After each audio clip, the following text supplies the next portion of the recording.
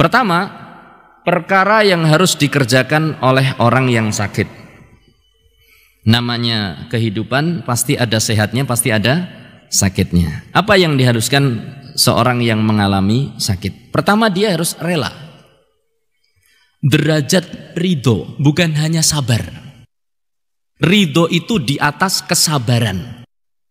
Ridho itu adalah ketika seseorang menganggap apa saja yang diberlakukan Allah pada dirinya itu baik.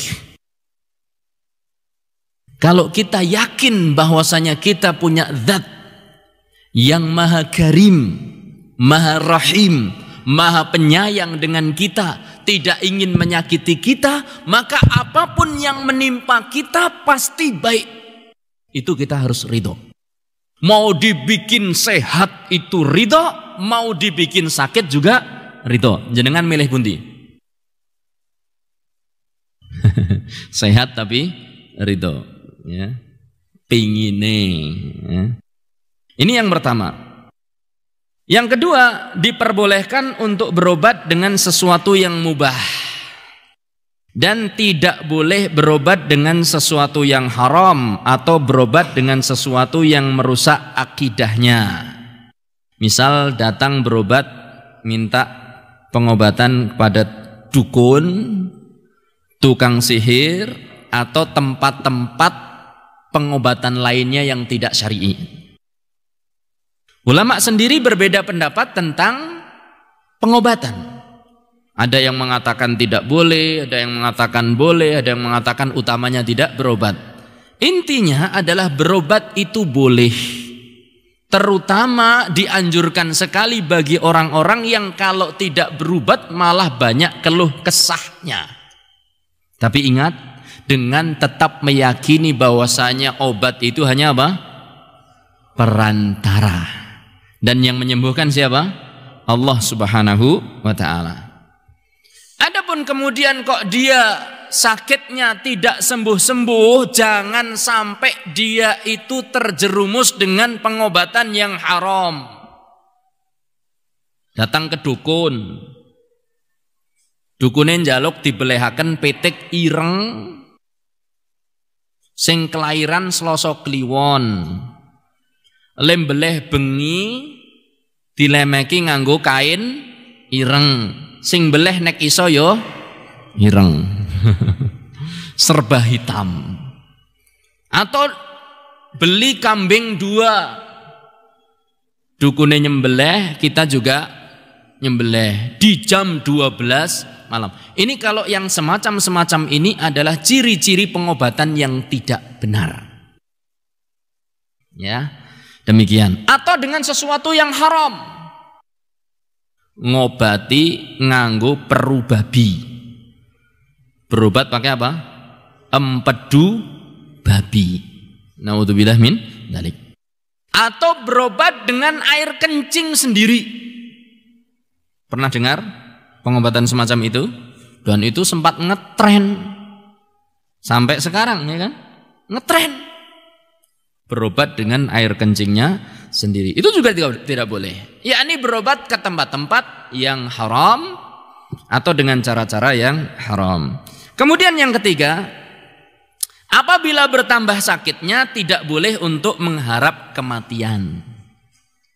Nek wis larane abot banget, tidak perlu kita mengharap kematian. Kenapa?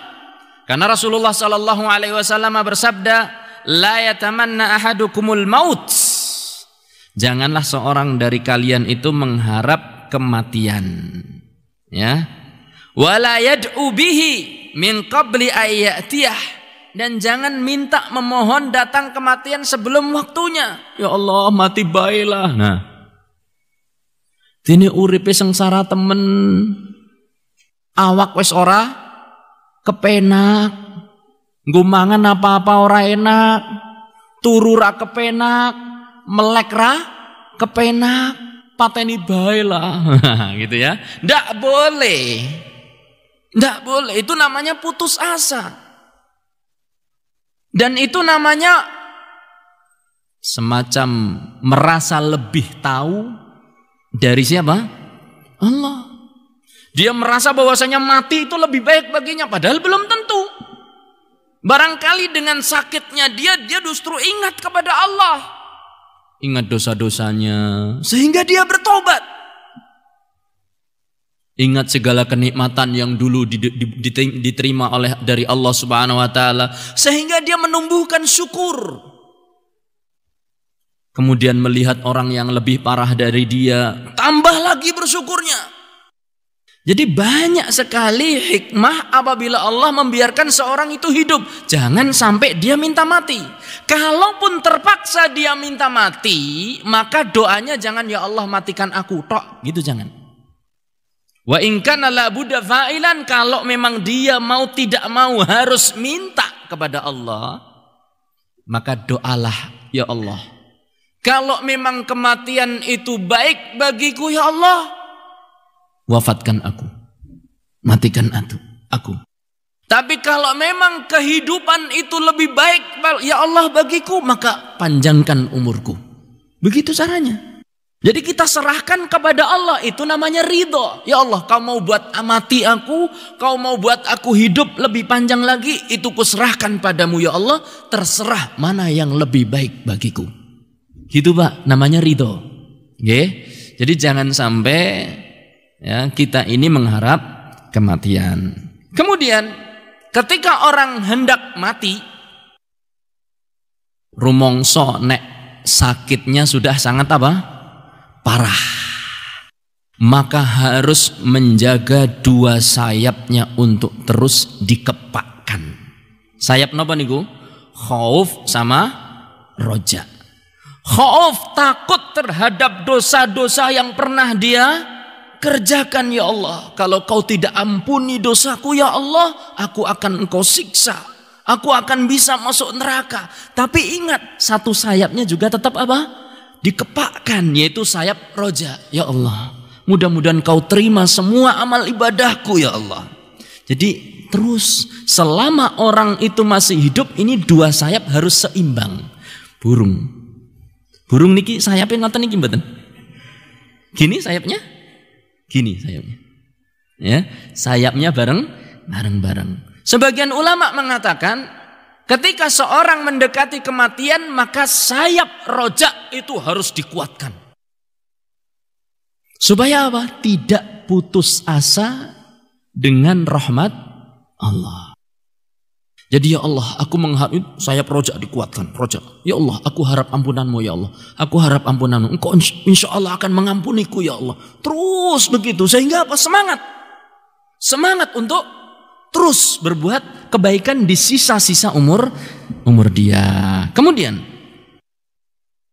kata di dalam buku ini, wajib baginya untuk mengembalikan hak dan barang titipan orang lain, atau dia juga meminta haknya dari orang lain. Ini mengembalikan amanah yang ada pada dia. Sing duwe utang cepet dilunasi. Kalau belum sempat lunas, maka dia pesan kepada siapa? Ahli waris ki, utangku ki, ya, tolong kalau nanti saya mati ini tolong hutang saya tolong diperhatikan. Ojo cepet-cepet bagi waris, utangku disit.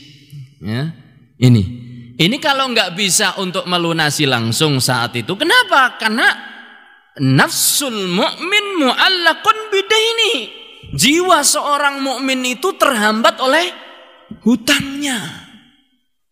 Tidak bisa dia akan masuk surga begitu saja, kecuali nanti sudah ada urusan sahur menyaur hutang.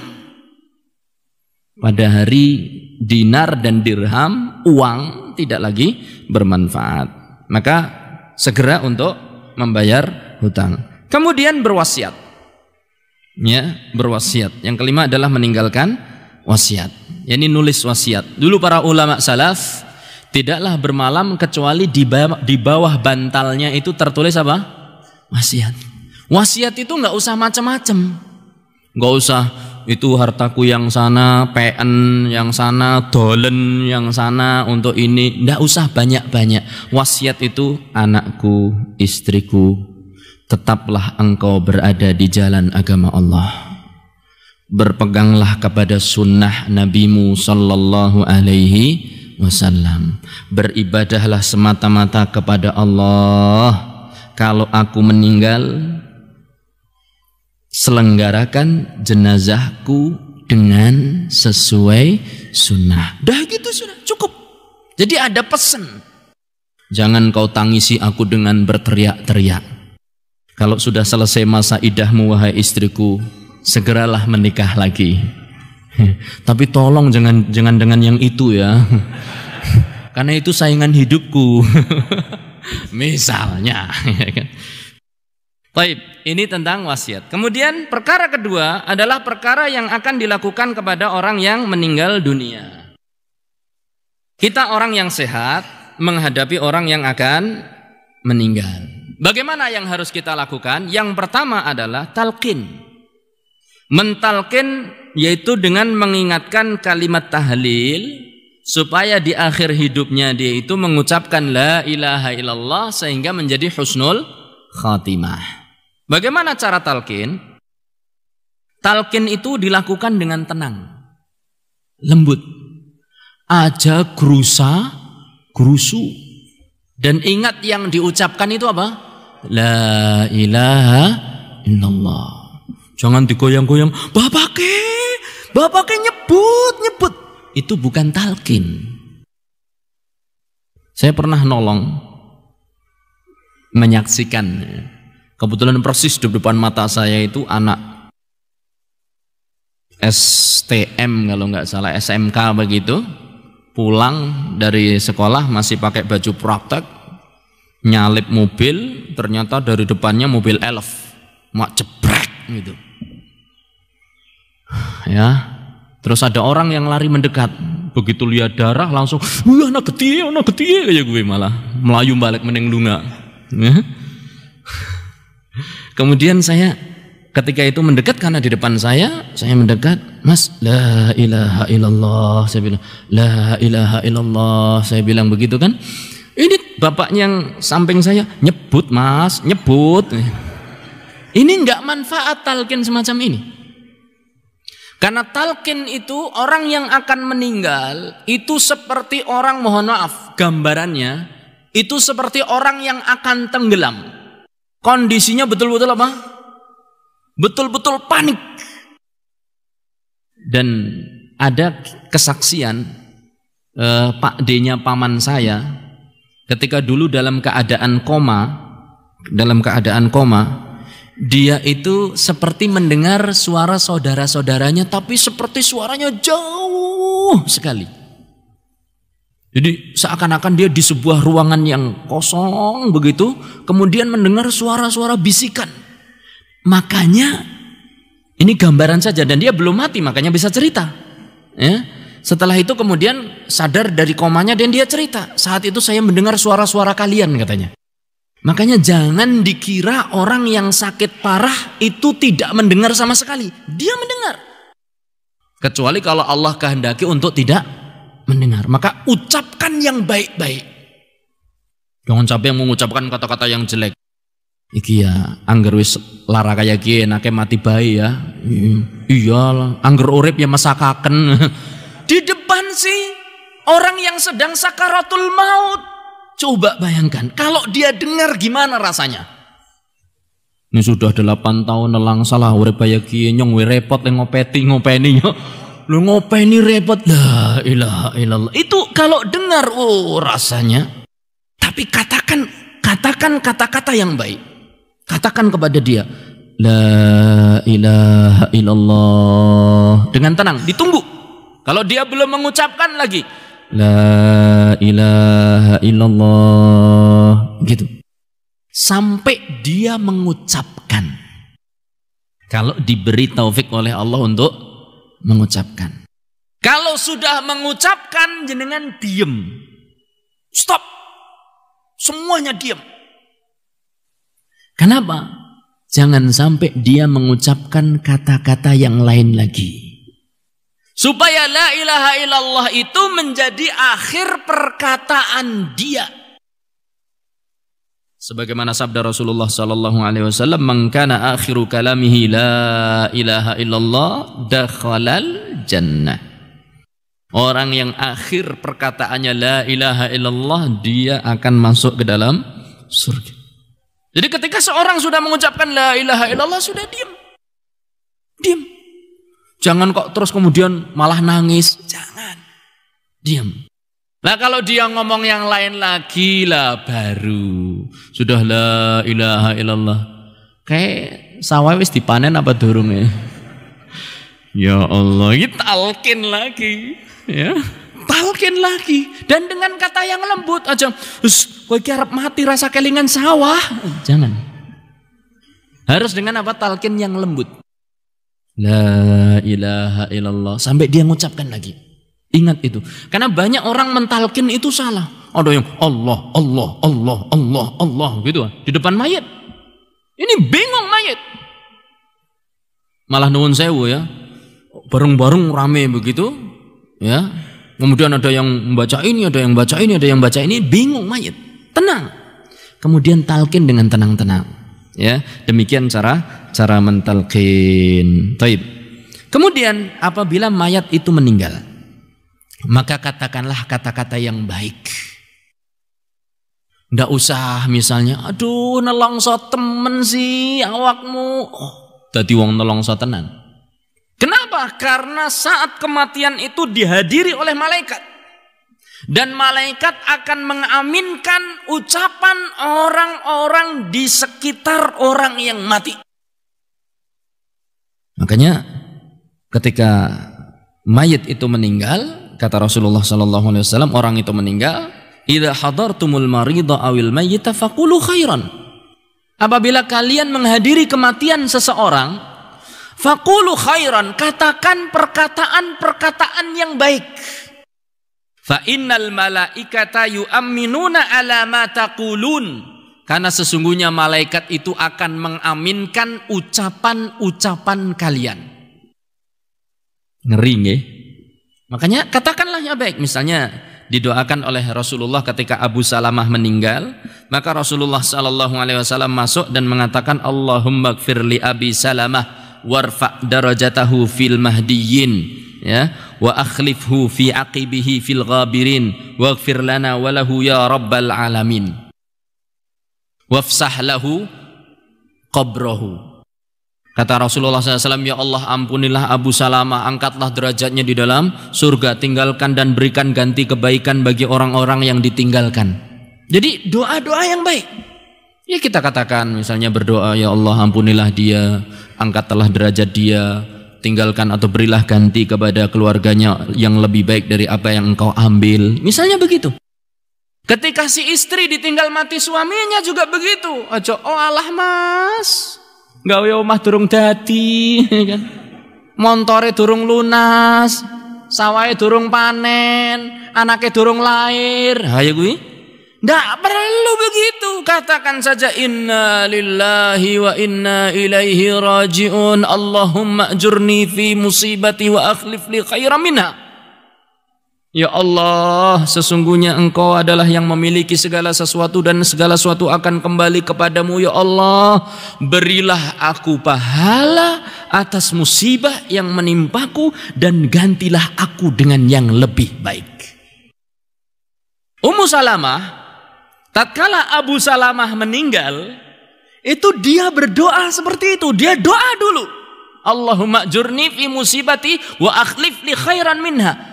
Dia ingat ajaran Rasulullah, kalau ada yang meninggal kena musibah, dia katakan, ya Allah berilah pahala bagiku dan gantikan untukku seorang atau sesuatu yang lebih baik dari yang engkau ambil. Setelah dia mengucapkan begitu, dia batin, siapa yang lebih baik dari Abi Salamah? Jadi kalau ibu-ibu ditinggal mati bapaknya suaminya, ya, suami itu menurut dia adalah orang yang sudah apa? Paling baik. Sudah mengucapkan gitu, kemudian ibu batin, siapa ya yang lebih baik dari suamiku? Biasanya mungkin berpikiran seperti itu, ya. Tapi ternyata kemudian apa yang terjadi? Ummu Salamah dilamar oleh siapa? Rasulullah sallallahu alaihi wasallam. Rasulullah orang yang lebih baik. Nah, bapak kendang-dang ge. Angger sing ibune ora nana cepet lindunga. Neng ibune dipesani karo bapak aja cepet-cepet ndonga ya. Doa ganti itu enggak harus persis. Paham maksud saya? Yang namanya kehilangan istri, kalau berdoa belum tentu diganti dengan istri. Yang namanya kehilangan suami, kemudian berdoa belum tentu diganti dengan suami. Jadi ibu-ibu nggak usah takut lah nyong arep bojo karo wong lanang liya. Atau yang laki-laki saya tidak akan mau beristri dengan wanita yang lain. Jadi saya nggak mau berdoa itu. Oh enggak. Doa ini bukan hanya untuk minta ganti suami atau minta ganti istri, tapi minta ganti oleh Allah dengan sesuatu, atau minta ganti kepada Allah dengan sesuatu yang lebih baik dari yang telah diambil dari kita. Belum tentu wujudnya kudu podo-podo bojo, itu bukan, belum tentu. Mobilnya hilang, selap, maka gendang napa? Inna lillahi wa inna ilaihi raji'un. Allahumma ajurni fi musibati wa akhlif li khairan minha. Ya Allah, berilah aku pahala terhadap musibah ini, mudah-mudahan aku dapat ganti yang lebih baik. Masya Allah. Misalnya setelah doa itu, setelah mobilnya hilang, Anda nggak pernah nyopir mobil sendiri, Masya Allah, ya kan? Nyopir kan kesel ya Bang ya? Siki angkot, wah, lebih baik itu. Bensin ramawi ngisi, mobil kotor orang mawi ngumbai, kan gitu. Parkir mobil orang mawi ngunci, wes kayak gue lo kepenak. Misal, ya, wallahu taala a'lam bishawab. Maka berdoalah yang baik-baik. Kemudian usahakan mayat itu dihadapkan ke arah kiblat. Cara menghadapkan ke arah kiblat itu ada dua. Yang pertama adalah tubuhnya dimiringkan kanan, Pak. Tubuhnya dimiringkan ke kanan, kepala di sebelah mana? Kalau di Indonesia ya di utara, kakinya di sebelah selatan. Sehingga kepala, wajah dan badannya semua menghadap ke arah kiblat. Ya, ke arah kiblat. Kalau kesulitan, dan itu biasanya namanya orang mau meninggalkan sulit ya, maka kita ngalahi. Dia tetap telentang, tapi kakinya ke arah kiblat, sementara kepalanya di sebelah timur kalau tempat kita. Kemudian kepalanya agak diangkat sedikit, dikasih apa? Bantal, ya, dikasih bantal. Nah ini cara menghadapkan kiblat. Mana saja yang bisa dilakukan, selama itu tidak menyusahkan, boleh, ya, boleh dilakukan. Nah, kemudian ketika sudah meninggal dunia, ya, ketika sudah meninggal dunia. Kalau di sini ada, boleh nggak mendatangi seorang kafir dalam keadaan sakaratul maut? Boleh, tapi dengan tujuan untuk mendakwai. Boleh dengan tujuan untuk apa? Mendakwai. Sebagaimana Rasulullah sallallahu alaihi wasallam mendatangi siapa? Abu Talib untuk mendakwai masuk Islam. Baik. Adapun setelah meninggal, maka seorang muslim tidak boleh ngurusi jenazah orang kafir. Jadi kalau Pak Kayim, Pak Kaum diundang, diaturi, nuwun sewu Pak, niki si fulan yang agamanya Kristen meninggal, tolong dimandikan. Pak Kaum harus tegas. Oh nuwun sewu. Kalau gadah saudara, punya saudara, silahkan diurusi, karena itu urusan agama lain. Saya kaum tapi kaumnya orang Islam. Jadi harus tegas Pak. Ya, janganlah dene ora toleransi temen loh. Anda, kita ini meniru siapa? Niru Kanjeng Nabi. Kita ini agamanya Islam. Kanjeng Nabi begitu Abu Talib meninggal, ditinggal. Yang ngurusi siapa? Kalau ada keluarganya, keluarganya. Saat itu Ali bin Abi Talib. Ketika Abu Talib meninggal, yang ngurusi Ali bin Abi Talib. Dikabarkan pada Rasulullah SAW, sesungguhnya Abu Talib telah meninggal. Maka kata Rasulullah SAW kepada Ali, idhab fawarih, sudah sana Anda yang berangkat kuburkan. Jadi nggak perlu dimandikan. Rasa disroyon dirawat, tidak perlu dirawat sebagaimana kita merawat jenazahnya orang muslim. Ini mohon maaf, ini bukan bicara masalah toleransi dan tidak toleransi, tapi ini masalah kehormatan. Orang muslim itu terhormat baik hidupnya ataupun matinya. Tapi kalau orang kafir, selama dia tidak menghormati Allah ketika hidupnya, ngapain kita hormati? Kita bukan jahat, tapi kita meniru Rasulullah Sallallahu Alaihi Wasallam. Biar yang ngurus mereka. Kalau ada keluarganya, meskipun keluarganya itu muslim, ya dia yang lebih berhak untuk ngurusi. Ustaz, apakah harus dimandikan? Tidak perlu dimandikan. Apakah harus dikubur di kuburan muslim? Jangan. Makanya kalau bisa ada kuburan pisah, kuburan orang kafir, kuburan orang Islam. Bahkan sampai para ulama mengatakan bagaimana kalau seorang wanita kafir tapi hamil dari seorang laki-laki muslim, yakni suaminya orang muslim, orang ahlul kitab, wanita ahlul kitab, suaminya itu seorang muslim, ini hamil, mati. Bagaimana ini? Maka kata para ulama, dikuburkan di antara dua pekuburan tersebut. Ya orang yang Islam, ya orang yang kafir. Karena dia mengandung anaknya si muslim. Tapi dia sendiri, wanita ini kafir. Lihat, ulama itu loh. Sampai masalah jenazah. Kita itu nguburkan jenazah. Ngurusi, katakan dah kuburkan sana jenazah orang kafir. Bukan untuk menghormati, tapi untuk kasihan kepada yang hidup. Kalau jenazah itu keleleran, yang terganggu siapa? Ya kita. Makanya kita ngubur itu, kalau nggak ada keluarga dia, kita ngubur itu supaya melindungi kaum muslimin biar tidak terganggu dengan jenazah dia.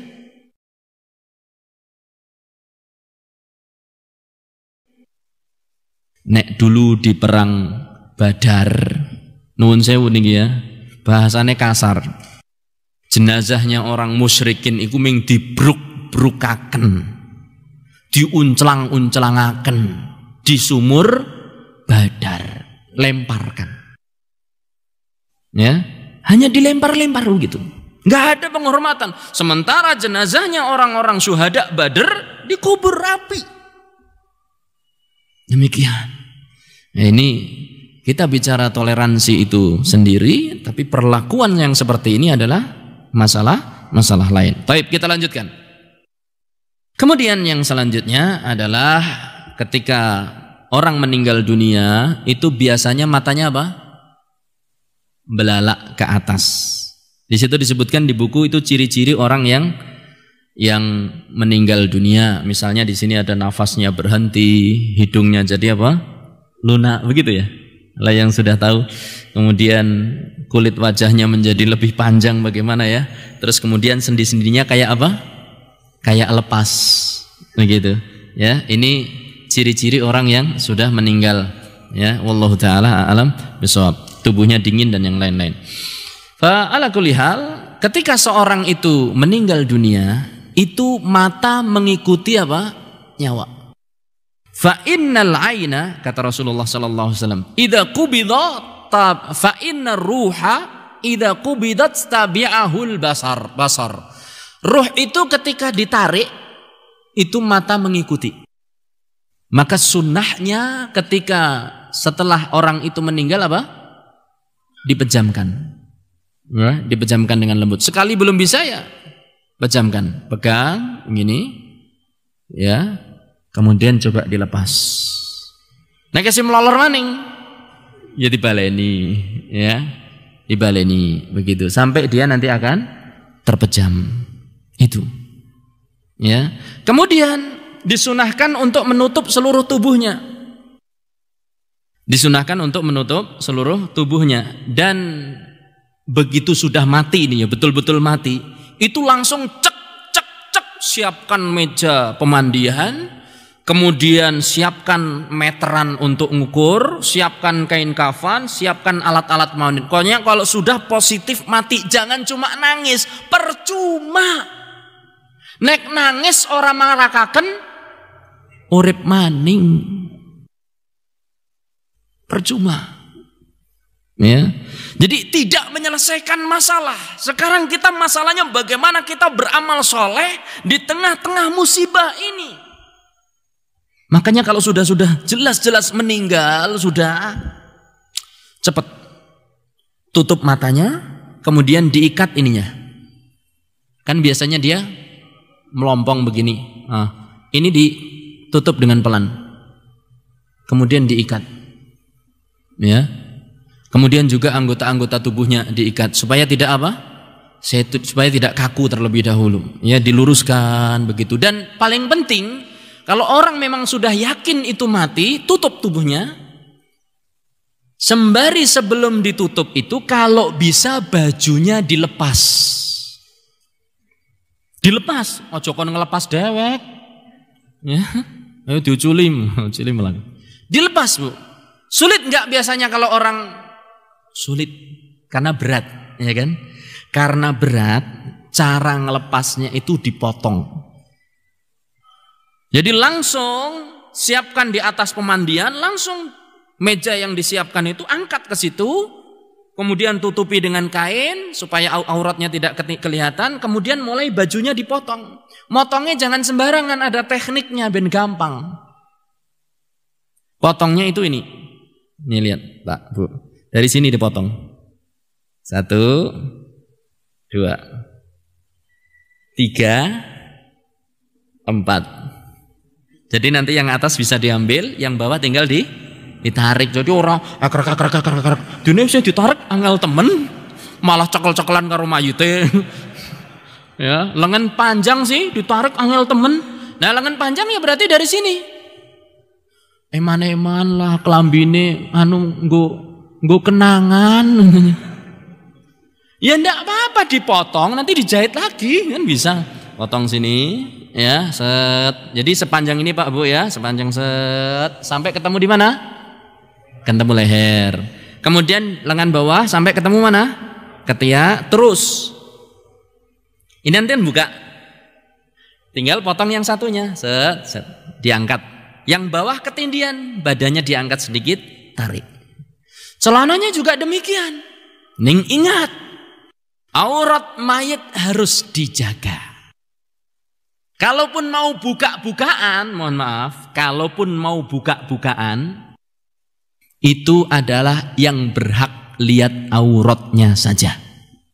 Siapa?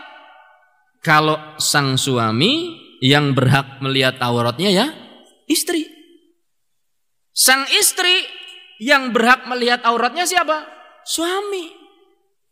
Jadi yang ngikuti nanti, ini langsung tak masukkan saja, yang ngikuti perawatan jenazah itu jangan semua orang. Saben wong kepingin deleng melolor, lewat melolor. Memandikan jenazah kaya pasar malam. Tontonan. Nggur jenazah Melayu lah, gilapen apa. Nggak boleh, nggak boleh. Yang akan ngurusi jenazah hanya orang-orang tertentu. Siapa mereka? Nanti akan kita bahas. Nggak boleh semacam. Sebagian orang kan nuwun sewu nggih nek teng desa-desa. Ini termasuk di desa yang saya dulu pernah tinggal atau di mana. Biasanya cuma apa? Kain diulur. Ya sing nyekeli kain karo. Dene kayak kue ya. Dene kayak kue. Angger jenazah macam-macam kayak gue lah Melayu. Ya jadi tolonglah, maka saya usulkan kalau di kampung itu ada ruangan khusus pemandian jenazah. Seperti di rumah sakit. Satu kampung Pak Kades nih tanah bengkok khusus atau tanah kas desa khusus untuk ruangan pemandian jenazah. Enggak perlu mewah-mewah. Ukuran mungkin 5 kali 5 lah ya. Di situ ada kerannya, ada meja pemandiannya, kemudian ada ember-embernya. Insya Allah nggak sampai 100 juta. Dan bangunannya nggak harus apa? Permanen, semi permanen saja. Semuanya gedung batu bata, yang penting tetap bisa dibongkar. Itu kan semi permanen. Ya, semi permanen itu yang nggak harus apa? Bata semuanya. Misalnya separuh bata, tapi ke atasnya pakai apa? Itu kalau ada seperti itu bagus. Kenapa? Karena tidak setiap rumah tangga punya tempat untuk memandikan. Kalau ada itu, Masya Allah. Begitu tek kabar, langsung telepon kepada bagian kematian, ya siap dimandikan, ayo diangkat ke tempat pemandian. Pokoknya ojo kono melaku dewek. Harus diangkat. Ya diangkat. Di situ dimandikan. Itu Masya Allah. Masya Allah kalau ada seperti itu. Ya. Nah, makanya nanti yang masuk ke situ hanya orang-orang tertentu. Siapa? Nanti insya Allah Ta'ala akan kita pelajari.